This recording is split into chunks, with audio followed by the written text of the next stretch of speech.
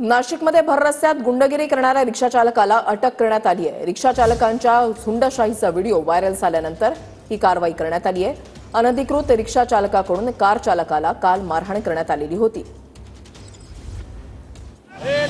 नाशिकमध्ये भर रस्त्यात गुंडगिरी करणाऱ्या रिक्षा चालकाची मस्ती पोलिसांनी उतरवली आहे।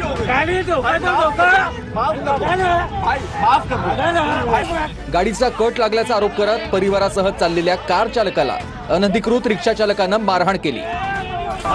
यावेळी रिक्षा चालकानं कारच्या गाडीची काचही फोडली। नाशिकच्या शालिमार चौकात हा सर्व प्रकार घडलाय। रिक्षा चालकाच्या याच झुंडशाहीचा व्हिडिओ शहरात व्हायरल झालाय। व्हिडिओ व्हायरल होताच पोलिसांकडून रिक्षा चालकास अटक करण्यात आली आहे। शालिमार मार्केट या ठिकाणी एक ऑटो रिक्षा चालकाने एक स्विफ्ट कार अडवून त्यामध्ये बसलेल्या काही इसमास हुज्जत घालून त्याला शिवीगाळ व दमदाटी केली होती। सदरचा ऑटो चालकाचे नाव हे मजहर अनवर खान असे असल्याचे माहिती मिळून आली। सदर घटनेची संपूर्ण माहिती घेऊन वरिष्ठ पोलीस निरीक्षक पाटील साहेब यांच्या मार्गदर्शनाखाली भद्रकाली पोलीस ठाणे येथे गुन्हा दाखल केलेला आहे।